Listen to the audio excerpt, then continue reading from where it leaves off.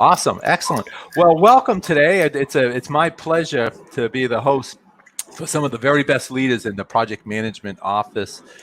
First, I want to thank Ahsan Maqbool and Mona Fazel. First of all, for the fantastic things that you folks have done in developing PMOs and leading PMOs. So that's outstanding. That's fantastic. What I'd like to do is we'll do a quick introduction so folks get to know each other. And I'll start off with myself really quick. My name's Tim Mills. I've been a project manager for 30 plus years. I always use the plus because it's actually a lot longer than 30 years, but I'll only go for 30 years. So most recently, for the past 15 years, has been developing project management offices from multiple industries. I'm an educator. I teach agile project management at Harvard University in Boston. And I also teach at Northeastern University, which is also in Boston, teach all the project management. So once again, it's an honor for me to host such fantastic PMO leaders, and congratulations on all your accomplishments. So I'd like to start off with some quick introductions, if that's okay. Mona, I'd like to start off with you. Just a quick introduction of who you are and some of your experiences. Sure. Hi, Tim. So I've been in work in the energy industry for the past 15 years and about 12 years in project management. Well, it has always been my passion. So because of the dynamic and challenging environments, it was really interesting. It has always been really interesting to me. And yeah, having established PMO in our own organization has been challenging and at the same time interesting to me. Yeah. So I'm looking forward to new challenges in this regard. Excellent. Well, welcome aboard, Mona. We appreciate all that you have done.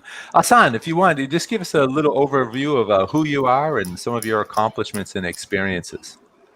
Okay, thank you, Tim. Thank you. I'm Ahsan Maqbool. I'm from Pakistan. Had more than 20 years of experience in project management and PMO establishments, working in Pakistan, in USA, and in Middle East. And for the last 15 years, I'm very active in promoting project management within our community. Either it's in the universities or to the corporate level.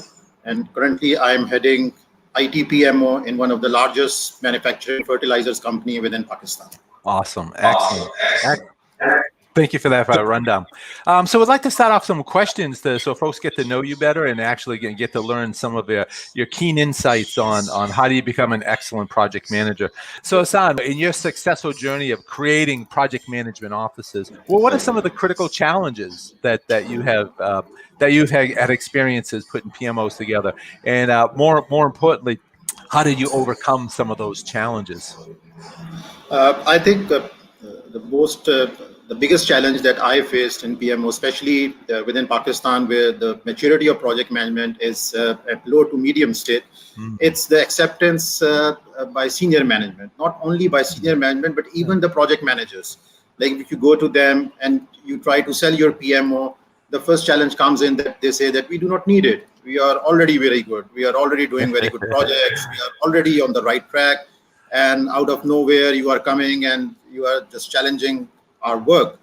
So that is the biggest challenge that I have faced, not only in the current company, but if I talk about my previous 10, 15 years of implementing PMOs in different sectors, including telecom also. So that is the biggest challenge. And to address this biggest challenge, I think the key thing is your understanding of your work and the business you are in. Yeah, absolutely. Because the company you are into, if you know the business, if you know where the gaps are, and you know how to communicate and market those gaps, and to tell these people that what value you will add, that will work out. But it will take time. It's not like it's like this, and I go and I say that, oh, this is some product, you just do it, and right from the next day you will start getting value. This ain't happens. Right, exactly. So patient. You're saying that being patient is critical as well. Yeah, exactly. I would agree. Some of my experiences in putting PMOs together has always been, I agree with you, always to get the senior manager buy-in. So first, the best PMOs that I've ever been in are the ones that were championed by senior executives, senior managers. They want to see projects become better because they found throughout their experiences that bad projects loses money. If you lose a lot of money, you lose competition. If you lose competition, you go out of business. So projects are absolutely critical to developing and implementing the organization strategy. And sometimes I like to tell senior managers that, hey, project management, you might not like it, might be an extra burden or extra cost, but in a lot of ways, this is going to make your organizations better. It may even save your job. So that's one of my favorite tools that I use as a consultant to tell them like, I'm here to save your job. So that's excellent. Okay, so I'll ask you another question so you can give me some of your background. So this is a question more along the lines of strategic alignment. Ahsan, so how important would you say is it to align the PMO's, project management office's core services and objectives to the organization's overall strategy? I think that is one of the most important things that a PMO should have. Maybe not right at the start when you're going to implement PMO, but eventually at some point in time, you need to align your PMO with the strategic objectives. Maybe after a year or whatever the roadmap for the PMO is. Why it is important? Because if you fail to do that, eventually the PMO will become stagnant, and the time will come that the value part will be diminished, and eventually your PMO will be closed. And unfortunately, this happened a lot in different PMOs, even in Pakistan, in different companies, because you just keep on doing the other functions, which I say that those are the important functions, but ultimately, just by not aligning your PMO with the strategic objectives, the PMO gets closed. So this is very important that you align your PMO with the strategic objectives. Now, the key thing is that to align these things, first of all, you need to be aware of the strategy. So if you are not part of these strategic meetings where the senior management, they are discussing that where they want to take the company, then you will be missed out of that. And if you are reporting to a person who is not the key person in your organization, and he is not part of those meetings, then again you will be left out. And eventually a time will come that your PMO will be closed. So you need to sit in those meetings to understand what the strategy is. And then you need to see that what your PMO is doing and how it can align its objective with the strategy. Yeah, outstanding, excellent. That's a great response, and yes, so I'll add some of my insights too as well. I absolutely agree. I think one of the most important things for a successful project management office is to be aligned to the strategy, and I agree with you 100%. First of all, I've even been in positions where I go into a company or as a consultant, and I find out that they don't even have a strategy. They don't have a strategic plan. The strategy is the strategy is let's keep working for the rest of the day, which is kind of funny. So I try to explain to them that having a strategy and making sure that projects are aligned to strategy. However you want to do that, align what's important to the company. Do you have revenue goals? Do you have cost reduction goals? Do you have competition, market share goals? Whatever. Make sure that people identify them. Then when you identify a project and start implementing a project, then you want to make sure that everyone understands that what's the value of this project to that strategy. A couple of times I have gone into an organization establishing a PMO, and one of the first things that we do is we take an inventory of all the projects. And then when you take an inventory of all the projects, besides finding that 5 other people are doing the same project, a lot of times you find out that there's a lot of projects, and some of them are actually being done well. But what the important thing is, some of them aren't aligned to the strategy. So, why are we doing these projects if it's not going to provide us value? And sometimes if you give that insight to senior management, they'll say, yeah, this makes sense. And it helps you as the PMO director, as you say, if you have a seat at the table. Exactly. But it also helps the project managers to know that, hey, my project is important. It's going to add this amount of success to the organization, and then gets the entire team, very excited to do great things for the organization. Excellent. Yeah, exactly, agreed. And I will just add one point that if your projects that are not aligned with the strategy, 2 things will happen. If I talk about in the environment that I'm working in, either the projects will be closed they will put on hold, or the priority will change. Something sudden will come up, and you just find out that, okay, the previous project, it was not that important, and now we are going to do this project. So you keep on changing your priorities because you don't know yourself that which project is best for your strategy. So that happens also. And I do agree with you, your valuable comments that you have provided. Excellent. Outstanding. Excellent. Looks like we might be getting Mona back, but we'll wait till she comes in. So another question, Ahsan, as a PMO director, making sure people understand project management, the value of project management, that's very important. That's part of our job as to sell the value of project management. So let's talk a little bit about training. You know, as a PMO director, you should be overseeing the training of not only your project managers, but also it's important to train managers. So what is some of your experience in putting that type of training together, or advocating training for IT, senior managers, executives, or the project managers that work directly for you? I think very, very, very important. You need to create an alliance, and alliance comes through these sort of trainings also. So you not only need to keep your PMO team up to the mark with the latest things going on around the world so that they can keep on upgrading themselves, but you also need to create your alliance within different departments, because they will become your voice. If we keep on training the other project managers, the cross-functional project managers, they will understand the value of PMO, and they will promote your PMO within the organization. Because especially for PMO, if you have just one single, for example, in our industry, the marketing is the most important thing, because they need to sell the fertilizer. So if you have one project manager not trained in the marketing department, and you have 4 other project managers trained in other departments, that one marketing guy, he will ruin your all efforts. So you need to take them on board. And one thing you can do this, one of the things is through training. You update yourself, your team, and you create your alliances and your friends in the company and give cross-functional training. So that is very important, I think. Awesome. Excellent. Well, welcome everybody. Welcome back, and we're lucky to have Americo Pinto here with us today. Thank you, Americo, for joining us. We really appreciate your insights and your ability to participate with us today.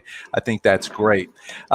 So me and Ahsan were talking about how to create and how to sustain a successful PMO, and we would like to ask you, Americo, what are some of the challenges that you have faced in creating an effective PMO, and then more importantly, how did you overcome those critical challenges? Excellent. Thank you, Tim. First of all, I'd like to say hello to everyone. Actually, I'm invading this. That's why we're still preparing everything. And you saw we have some problems with connection with Mona, but we're going to find a way to let her participate in maybe this session or other session. We're going to find a way. Our team is thinking about that. And now I'm joining you to discuss these topics, and Tim asking about the challenges of implementation, right? PMO implementation. Yes. Actually, I think that first of all we have to split this challenge in 2 parts. There is the part where you are starting everything, and there is the part that you are keeping your PMO alive, right? So talking about implementation, of course, we are talking about the first part, the first stage where you are starting your PMO. And I believe that most of the efforts that you have to do at this time is selling the idea of a PMO, right? So actually, you have to sell that for the sponsors, for the top executives, for everyone that will pay the bill, right? That's the point. Because sometimes it's not only a technical perspective, but it's the perspective of the client. Someone that will look at what you are offering and can see that it's something that makes sense for him or for her, right? So selling the PMO is something much less technical and much more related to the way that you sell the benefits. And how can you do that? I believe that benchmarking is a very good way. For example, you can visit other companies. You can maybe bring companies to visit you and to discuss, the ideas that you are thinking to implement. There are many companies that are open for this kind of thing. You can participate on conferences. When I say you, it doesn't mean that it's you that is selling the idea, but much more the people that will buy the idea, right? So you have to involve them in this process. They have to feel that the PMO is something that they need, right? So again, the first stage is much more related to the selling activity than any other thing. But now, okay, you sold the idea, right? Someone said, okay, let's implement it. So now you have another problem. Now you have to deliver what you promised, right?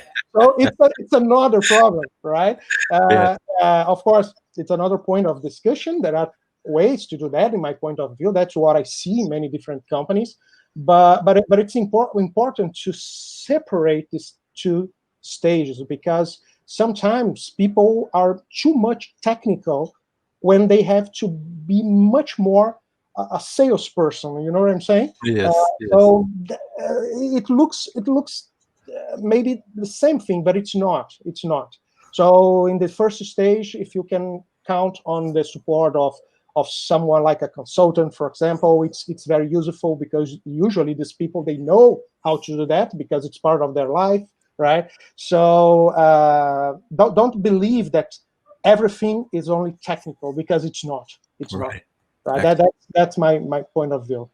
Excellent, outstanding. Ahsan, any insights on? I think Americo made a very good point of saying not technical. So it's not so much just the hardcore skills of being a technical expert. He mentioned a lot about being the soft skills, how to talk to people, how to convince folks, how to influence folks. And you mentioned that making sure that you can influence and articulate the value of the PMO to senior managers. Any insights on how you actually went about doing that successfully? I 100% agreed with Pinto. Actually, he has stolen one of my golden nuggets, which is communication. The most important thing when we talk about implementation of a PMO, because people perceive that a PMO is a function having a technical people. So they start talking to you in the technical jargon and technical language. So that thing you just have to clarify right from the start. And that is done through a good communication and having a good communication plan.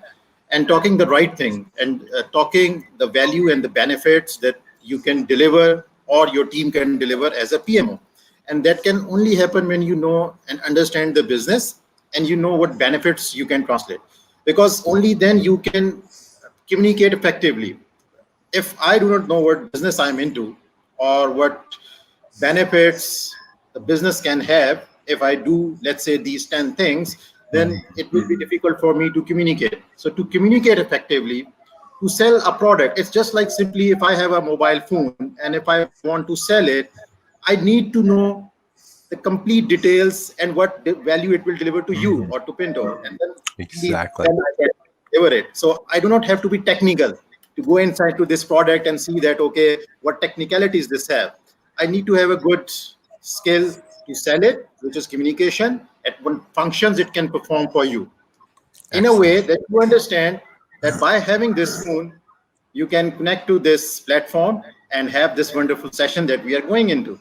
So that's how you get these things. So I 100% agreed with Pinto that it's more about soft skills also. Excellent. Thank you so much, Ahsan. That was but Mona, Fazel, would you like to give a little introduction of who you are, and then more importantly, some of the challenges that you have faced in successfully implementing a project management office?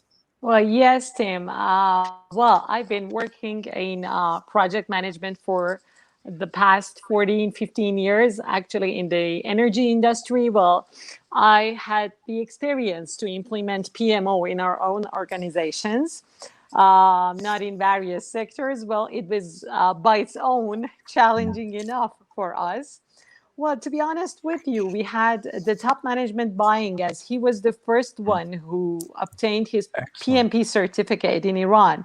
So he was dedicated to project management. But the main problem was a lack of perceived impact by PMO. I mean, people really didn't have no idea that what is PMO, what is PMO going to do, what's value is PMO is going to add to the organization, specifically project managers who were more concerned about being monitored than being supported. You know, they had the idea that PMO is going to monitor them, and they were a bit concerned in this way. So what we did to solve this problem was that we started to talk to people. We did want to cope with this inertia, with this resistance about this was a big change for the organization. Yeah. But as we were a project organization, people had to accept PMO so smoothly. So what we did was we started to talking to our project managers to see what they're doing, and slowly to tell them that how PMO is going to support them, how PMO is going to help them to deliver product with higher value, to manage their project with more confidence and with more tools and in an integrated way. So after a while, after years, and after having their consultation in developing the PMO, everything changed, and they just felt like this is their own club, this is their own department. You know what I mean? Yes. Yeah. So creating a clear mission, structure, and the scope just made it more familiar for all the departments in the organization to accept the PMO. It took time, but we did it. Awesome. Excellent. Excellent. That's fantastic. Yeah, Mona, I agree with you 100%. So I know me and Ahsan had a chance to talk about strategic alignment. And I know me when I was a consultant, when I still continue to do consulting work, we always talk to senior managers on two levels. One was we can introduce project management and help you do the projects correctly. We do it right, do the projects right. Mm-hmm. But also the PMO, one of the big values a PMO will offer you, senior manager, is to make sure that we're also doing the right projects. Okay, so we want to make sure that we're not everyone's not just busy for the sake of being busy, but they're busy and they're aligned like an arrow, right? Everyone's going in the same direction and adding value to the corporation. Excellent. That was a great overview, Mona. Tim, can I? Yes. Yes. Add something about this discussion. There is something that we have been actually visiting many different PMOs around the world in the last 2 years, just to check, how they are working and their performance and their challenges and difficulties. And this one that you asked is definitely one of them. And there are one specific thing that I believe that it's a good point that we can, think about it and discuss it. That is, a PMO is a kind of service provider, right? Yes, they are providing different services. That's why they are so different from companies to companies, because the needs of our customers are different, right? Absolutely. And of course, we know that some of these services, they can bring a lot of value, right? Yes, for example, absolutely. Strategic management, benefit realization management, and many of them. But the problem is sometimes our customer is not prepared for what we are offering. There is a model named Johari window. Yep.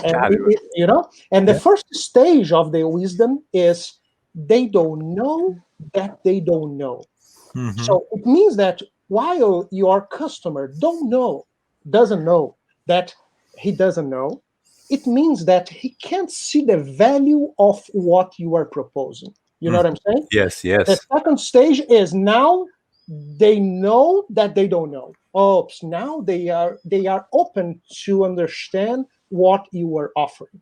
So it's very important in this selling process to understand what things that you can offer, that your customer can see the value right now, because Right. they don't care about the technical stuff, you know.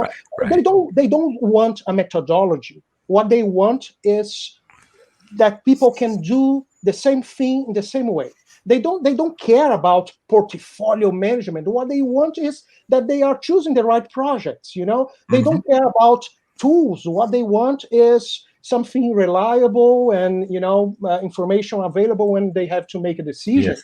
So they want results. So sometimes we focus too much in the medicine that we are prescribing to them, you know, instead of the pain that they are suffering. You know what I'm saying? Yes, And absolutely. you have to understand that maybe, technically speaking, we know what is the better services, what are the better things that we could offer. But we have sometimes to be patient, because we have to realize that it's not the correct time to offer something to them, because they can't see the value of what we are offering. You know what I'm Yes. saying? Yes, absolutely. So Yes. sometimes we have to start slowly, right? And after that, we bring new things, bring new Yes. services, new benefits.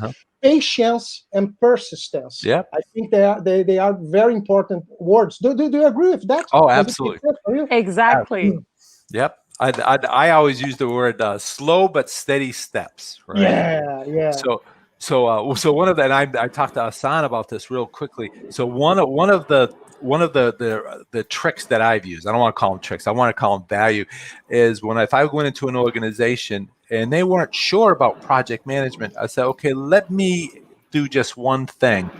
Let me just get an inventory of all the projects that you know about right now. That's all. I just want to give you a list of projects, okay?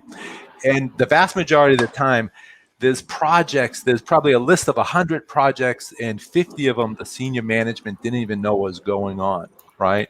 So the next small step that I would say is, okay, I'm not here to sell you project management, but let me do a quick analysis and tell you, if we got rid of these 10 projects or combine these 5 projects, within 1 week, we could give you, X amount of money back, say like $50,000 back. And is that of immediate value to you, senior management? Yes. We need 50,000, 100,000, or whatever. Okay.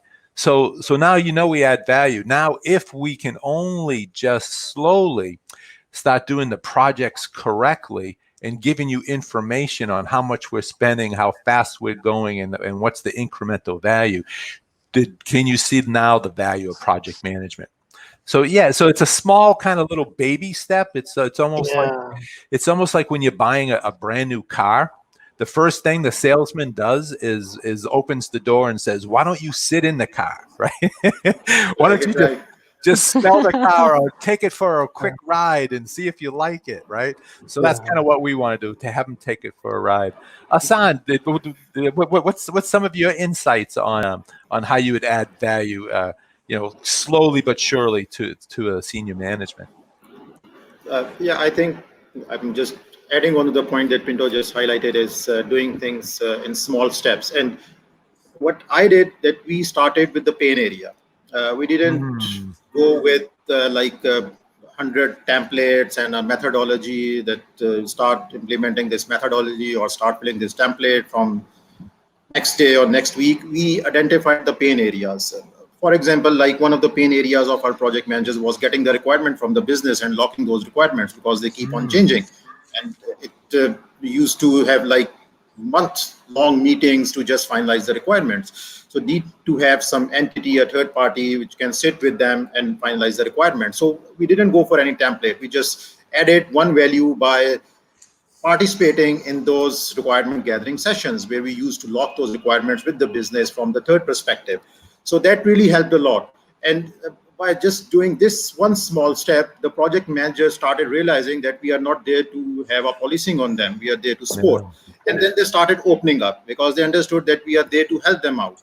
So yes, I do agree that we need to first address the gaps, the pain areas. If by just jumping into and telling them and selling them a lot of methodologies and templates, it won't help them.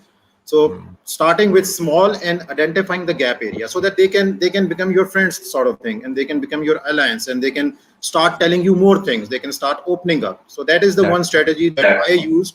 And it took me, like, I started the PMO here in 2016, and it was too much challenging because especially in our manufacturing sector, the first word I used to hear from the management is, we do not need it. We are all good. We are all set.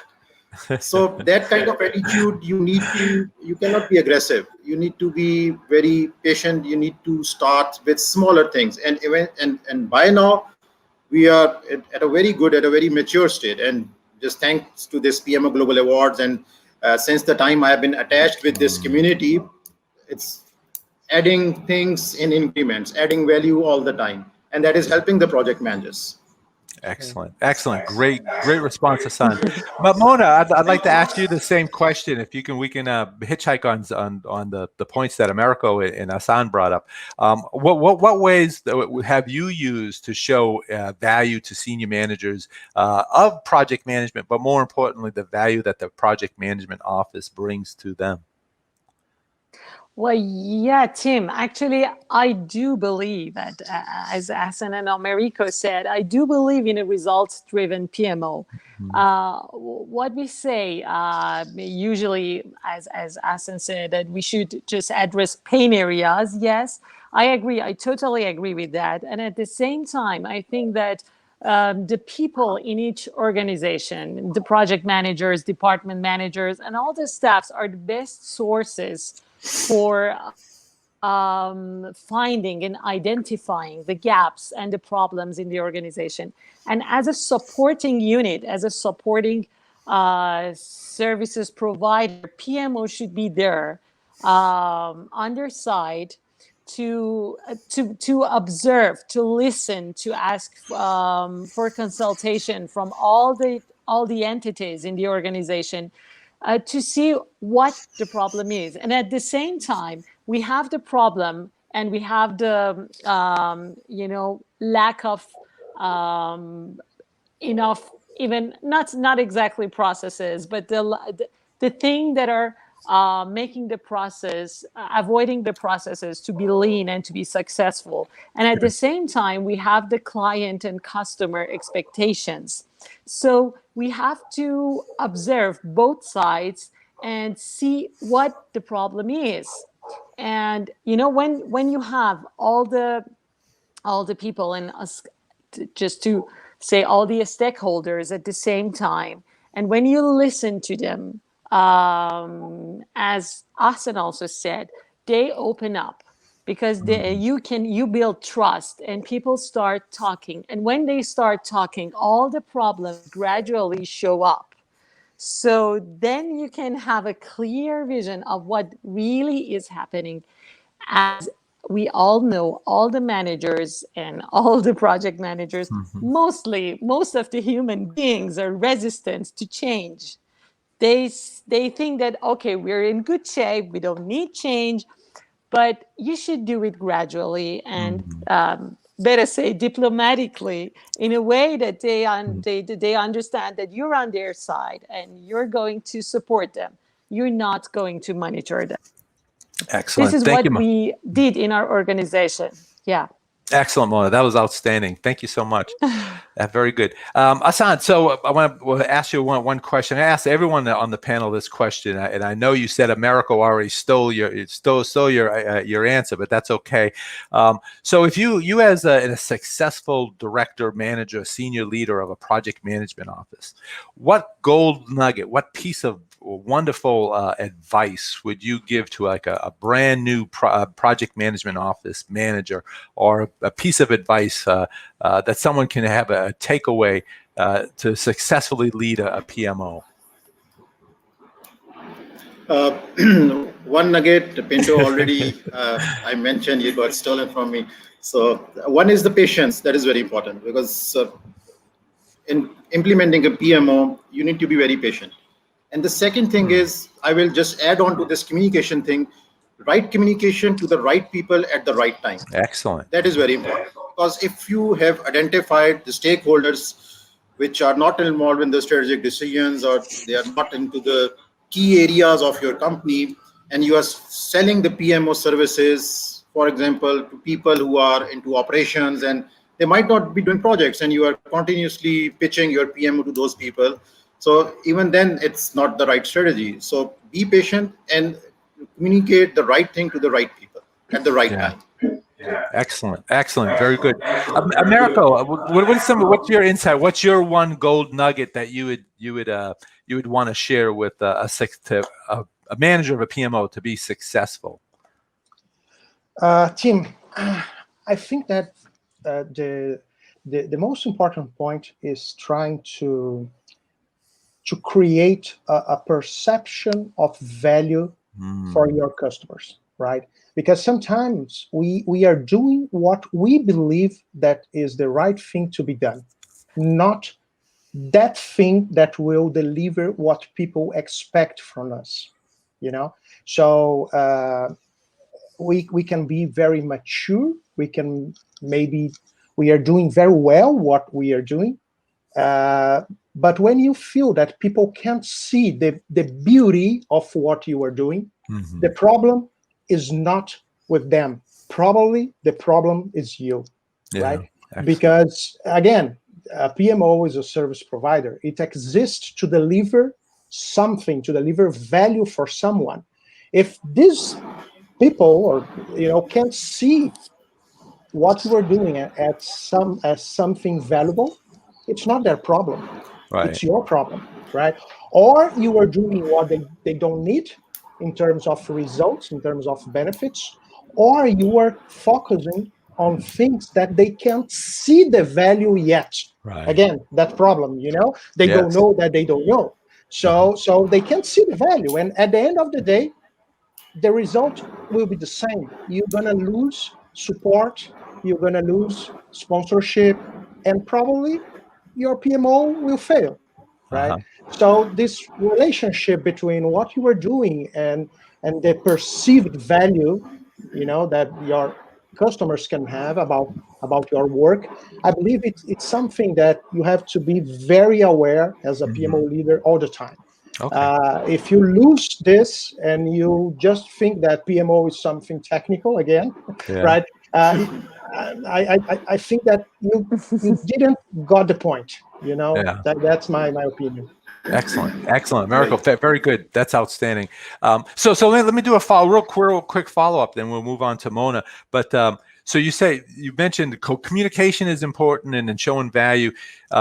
Is there a linkage, obviously, between the type of communication, the transparency, the clarity of the communication that you're giving to your stakeholders, and more important, your senior managers within the organization?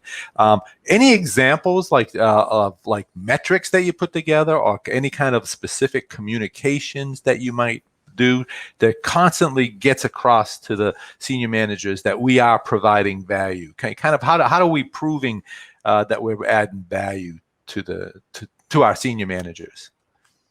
Americo. I'm sorry, I couldn't get your question. Could you repeat, please? Oh, okay, yeah. So you mentioned that it's very important for us to continually to add to make sure that we're adding value, and that's the reason that the PMO exists.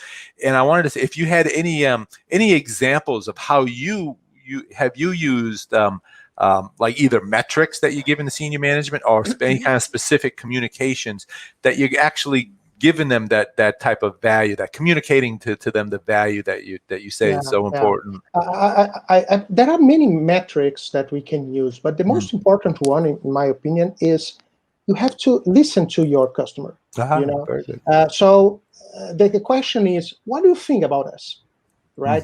Because value and perception of value are different concepts. Exactly. Value is a number. Perception of value is a feeling. You know what I'm saying? So if I ask you, hey, what do you feel about what we are doing? maybe the person will not be able to, explain why he or she feels like that. But if at the end of the day he can say, I feel good, I believe that you are doing a good job. I don't know exactly why, but my perception is you are something that works. That's the point, So that's exactly the point that I've been researching the last years, because I believe that there are many concepts that comes from custom service, customer behavior, marketing, that can be used when we are talking about PMOs. Yes. Because again, we believe that PMOs, what really matters is project management stuff, but it's not, right? We are talking about services, and maybe you are providing some service that is not usual, but that's something that you have to do. Yeah. In Brazil, I live in Brazil, and we have a kind of saying. I'm going to try to translate it, but it's like, if it's not illegal, immoral, and don't get you, and you will not get fat, you can do it. Yeah. Right? So that's the idea, right? Because that's what you have to do, and it's okay, right? Maybe if it's not something usual. So when you change your mind and understand that who keep your PMO alive is your customer, Right. and not PMI, and not the author of the book that you read, and not the lead of the other PMO in another company that you visited. Those people are the people that really pay the bill, and you have to understand what they need. That's a very logical, Exactly. right, relationship. Yeah. Outstanding. Excellent. Very good. That's very good. And yes, I've heard that expression before. Really? Yeah. But Mona, let me ask you. But like we asked Ahsan and Americo, what is one gold nugget? What one piece of advice that you would give a manager of a PMO to be successful? Well, I would say it's not about processes; it's about people. Because when you want to, when you're overlooking several projects, you can connect people together to share their success stories, to lessons learned, and you're kind of making a shortcut for success, for the overall success of the business. And at the same time, even if you have hundreds of processes, even if you have hundreds of training to calibrate your project managers in the same form and format, you won't be successful. So the PMOs should accept people differences and find their strengths, specifically people who are involved in the project management, the project managers. And in addition to giving them, we are providing you with several formats that's just to be integrated, but at the same time, their differences is the power for the organization. And so people are the most valuable thing to invest in, not just the processes. So I still recommend to any PMO to connect and invest and consult the people, not only the processes. Excellent. Great. Thank you so much, Mona. That was fantastic. Yes, the people are what make the things go, right? So we got to focus on them. Exactly. Mona made a great point about how do we need to invest in people. People actually drive what we do in the PMO. And Ahsan and I had an opportunity to talk about the value of providing training. And we focused on IT, but we also wanted to talk about how do we train project managers. To answer your point, they don't know what they don't know. So is this an opportunity for us to kind of give them a hint of what's going on? What do you think? It's true. I think that we have 2 points of view. We have the competencies of our customers, right? And we have the competencies of the PMO people, the PMO members, right? So when we talk about the customers, I believe that it depends on several different aspects, including your target. Because depending on the type of company that you have, maybe your target will be different. For example, if you are working on an engineering company, it makes a lot of sense that you have all your workers that are in the business area. All of them should have very high competences in project management, for example. But if you are a supermarket, maybe it will be different, right?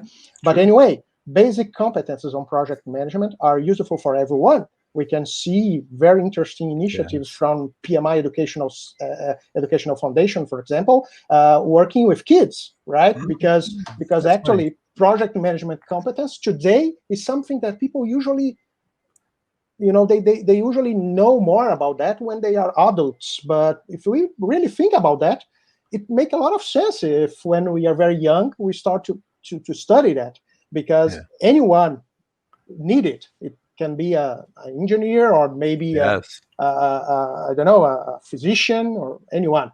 So that's one point. I don't believe that there is only one answer in terms of competences for project managers and people that are working on projects, because it depends on many different aspects. But when we talk about PMOs, that's something very important, because the competences of a PMO professional, I truly believe that they probably will be different from project managers.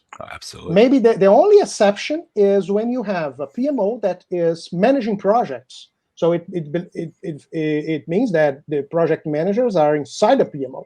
So okay, these people, they have to act as a project manager. But most of the time, the other services that you are providing, they will request competences that sometimes are not expected from a project manager. For example, you are providing, I don't know, reports. You have to understand about maybe visual communication, and numbers. You have to be very analytic. If you are providing training, you need, some teaching skills. If you are providing portfolio management, you need strategic skills, and they are totally different from project management, basic practices. So again, PMOs are very different. So you have to understand what your PMO is and adapt, your members to make them able to deliver what you are planning to deliver. Depending on the functions, depending on what you want to do. But no doubt that the competences are different, and that's something that should be planned. Excellent. Great. Excellent. Thank you so much, Americo. That was very insightful.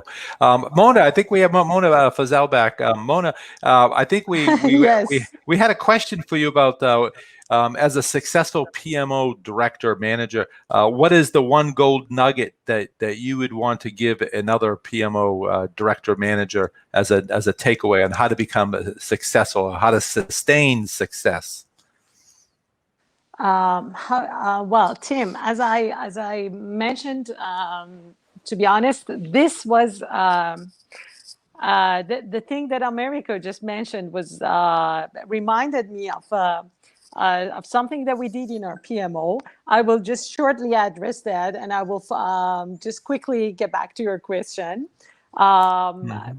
One thing that our PMO did was something that extraordinary. We started a project with another country, and what we did was to conduct a socio-economic and specifically social research on this country to see how to deal with people of this country. What is their culture? How are they going to communicate with us? And that was really helpful for the project team. And this was one of the PMO's initiatives, which was really helpful for the success of projects and facilitated communication. But regarding the advice for other PMOs, as I said, specifically in the cultures like us, people are really important, really, even more important than a simple bureaucratic system. They are the ones who build value for the company. Training and development for the project teams, integrity, sharing lessons learned, and as Ahsan said, communication is the key to successful projects, whether it's a sharing of lessons learned, whether it's the sharing of what the clients need to the project team, and even whether it's a sharing and communicating within the project, which is always which is always challenging, specifically for the companies like us, who the main capital is the human capital. Yes, absolutely. And I agree. yeah, so you should facilitate communication and conflict resolution. And I mean, as I'm saying, because in our sector, in our type of company, people are everything. Excellent. Excellent. Mona, can't agree with you more on that one. That's a fantastic gold nugget. We should put that, write that in stone. People are everything. I love that. I love it. Thank you so much. So I'll give you my overview of what I think is important, especially in today's competitive environment. I would probably say use the word flexibility, right? Even a PMO needs to be flexible. The whole idea of we live in an uncertain, complex, ever-changing competitive environment. PMOs have to help the organization to quickly react. The whole idea of sensing what's going on and then being there to help develop some kind of responsiveness. Sense and respond, the flexibility. Exactly. Perhaps we maybe I'll give you an example in our PMO. Perhaps waterfall project management techniques don't apply. We need to think about doing agile. Maybe agile doesn't apply, and we need to train more folks. Maybe we need to identify to senior managers, as Americo pointed out, what's the value, and if our value of the organization changes, we need to be flexible. So we need to be a good PMO, right? Should be kind of helping the organization understand what's going on in the environment, what's different, what's happening in the different strategies, and have the ability to quickly adapt and be flexible. So I kind of found that probably in the past 5 or 6 years, having that kind of skill set and that agility really helps PMOs to stay alive and to become relevant today. So true. Yeah, outstanding. And Tim, let me tell you one thing. Yeah, please. Having been working in pure uncertainty, I absolutely understand what you say. Yeah, it's really critical to be flexible to changes and to cope with uncertainty, and it makes you a great decision maker. It makes you abstract problem solver, and it makes you creative. For all the PMOs, as you said, this is also essential. Great. Thank you so much, Mona.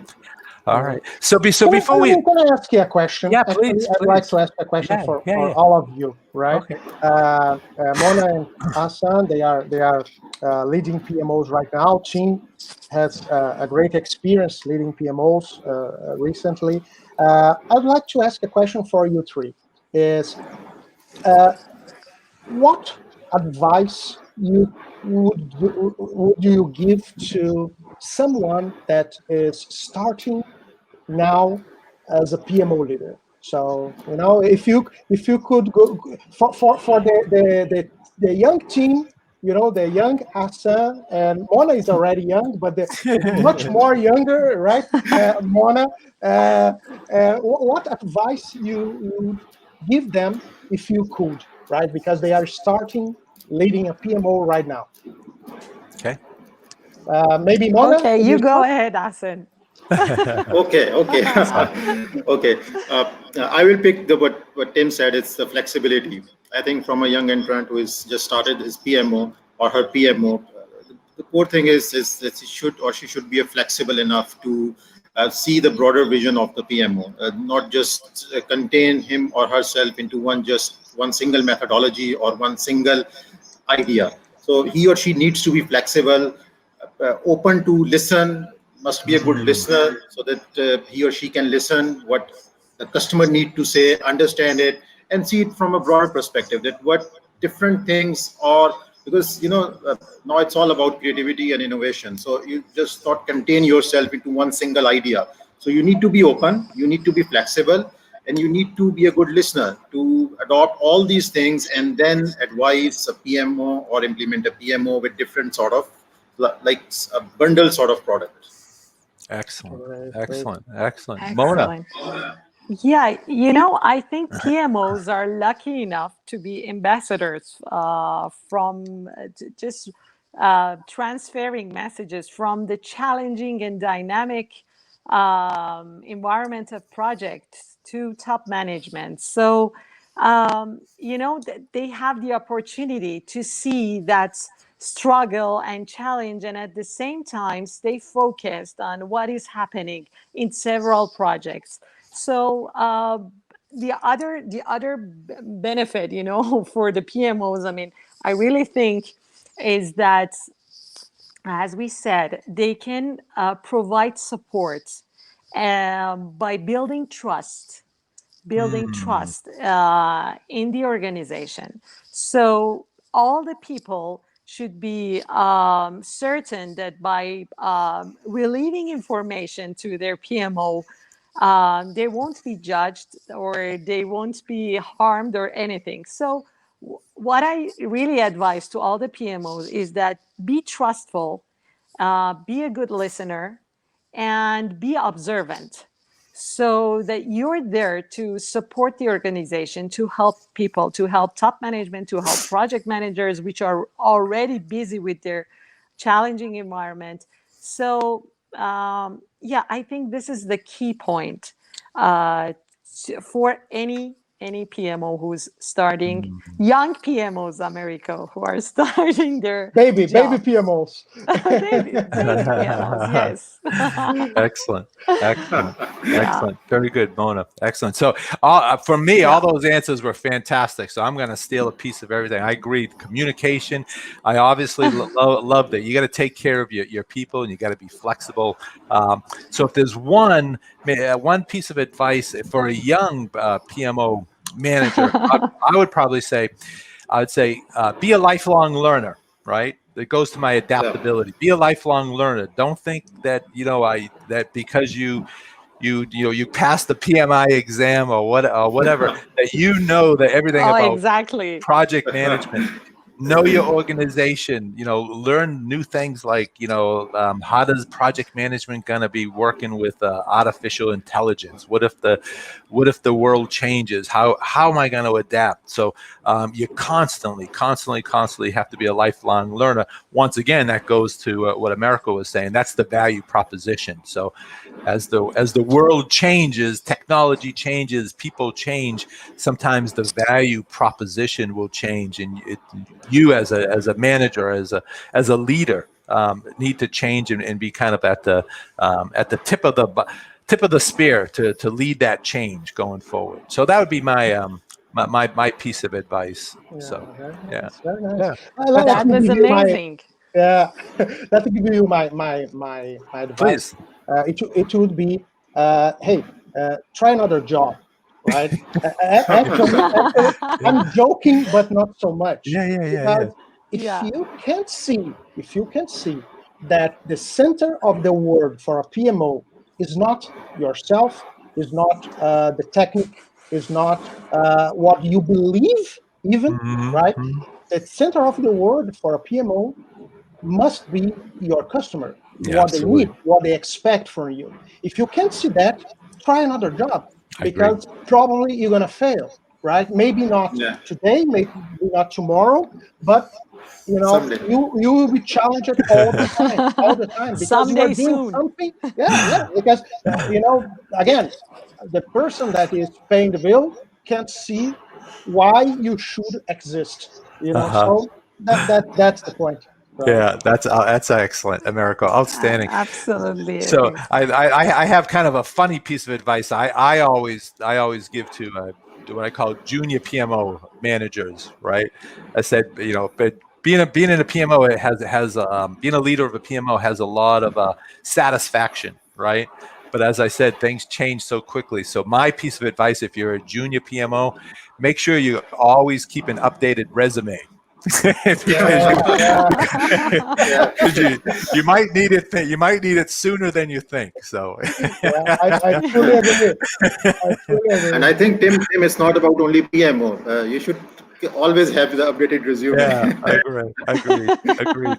All right. So before we wrap up, first of all, I want to thank our guests, Mona, Fazel, and Ahsan Maqbool. Thank you. My pleasure. Thank you for your time and your insights. And also, I want to congratulate you on your amazing achievements. Thanks to you, Tim. And Thank your you. continued success in being an outstanding world recognized leader of the PMO. That is truly amazing, and you should be very proud of your accomplishments. So I applaud you. Thank you so much. Yeah, thank you so much, Tim. Thank you so much. Yeah, Absolutely. It was a pleasure talking to you all, Americo. Same pleasure talking to everyone. Ahsan and you, Tim.